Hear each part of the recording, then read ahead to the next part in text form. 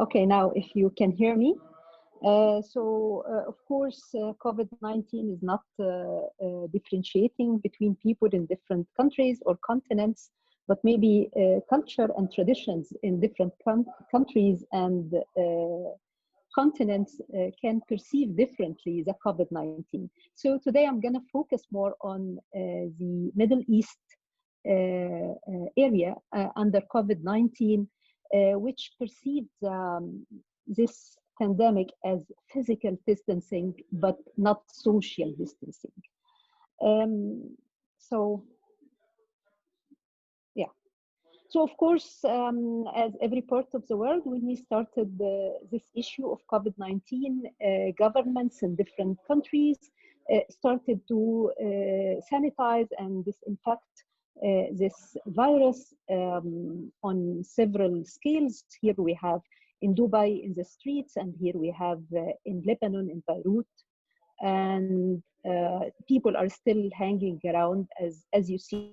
And this was the beginning of the case. And here, of course, in Egypt, in Cairo, where we have the pyramids, and they are trying to disinfect the pyramids.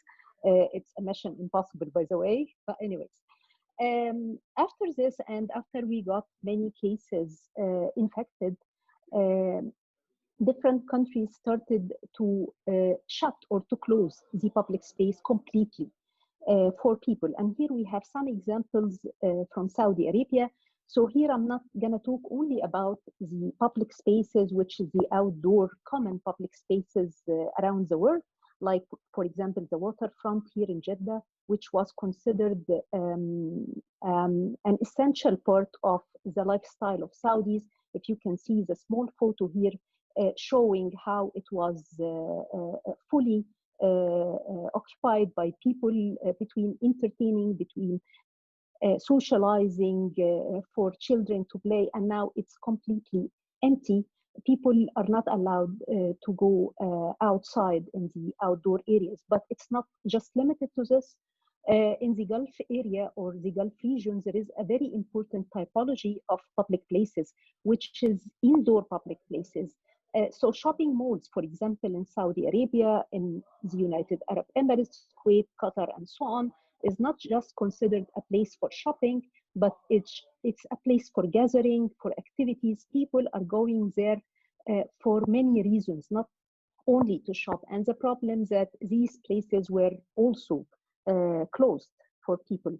Here we can see how it is very empty in Sheikh Zayed Road in Dubai in the United Arab Emirates. And if you are familiar with this road, this is the busiest road in Dubai and in the United Arab Emirates. Same here in downtown in Cairo, Egypt, where the curfew was more during the night, while in Emirates, for example, or in Dubai, it was something like 24 hours, unless you have something urgent or emergency.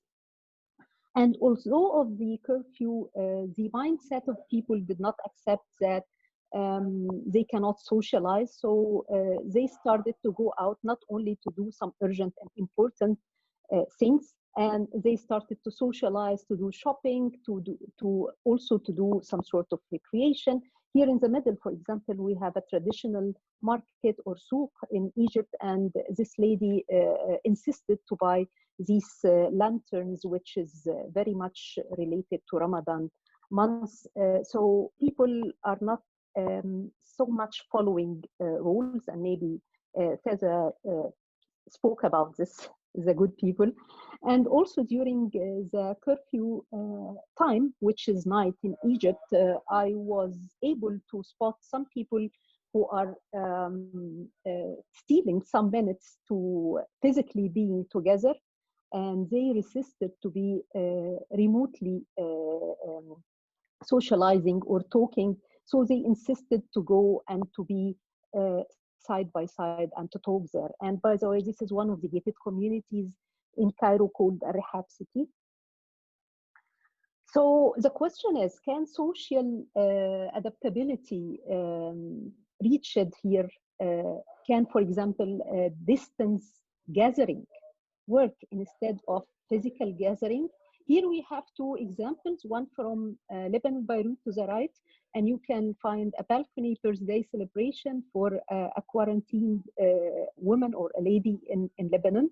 Her neighbors were trying to give her some cheerings through the windows, balconies, and celebrating her birthday. And here in Egypt, me and my husband were celebrating via Zoom session a birthday for our neighbor, and also some other people from different continents, from Canada, from Europe, and from different parts in Cairo were celebrating together. Can this be considered a solution instead of physical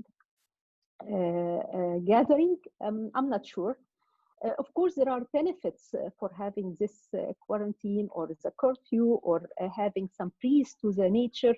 And for example, here we have the skyline of the Manama city in Bahrain, which could be seen from clearly, as you see here, from Dammam Corniche, which is in Saudi Arabia. So now you can even overlook the other countries because now the nature is more calming, more relaxing than before. But again, will this calming and relaxing will direct us to be having not livable places, but death places? I'm not sure, or dead places. Would say here, for example, this is a photo in April 2019 in Alexandria, a city in Egypt, and this is the same, more or less the same part, but it was taken 1 year ago, one year after this, which is during the quarantine, and you can see how the place is not livable as before. So can the mindset of people accept the social distancing, the physical distancing, and will public spaces will remain with the same characteristics after the COVID-19 pandemic? For example, will it be redesigned differently to consider physical distancing? Or will it be having other innovative approaches for safe gathering? Can the public spaces be replaced with privatized public space as a solution for this? All of these are open-ended questions. No one can answer it for now. This phenomena of COVID-19 started to be very interesting to different scholars, and in one of the interesting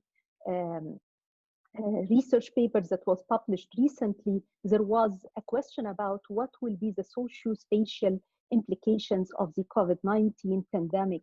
And there was a lot of factors interrelated and correlated that might change our urbanism and the dynamic of our urbanism. I think I opened lots of questions that I personally don't have answer to it. I hope we can discuss some of it in our webinar today, and stay safe, and thank you. Thank you.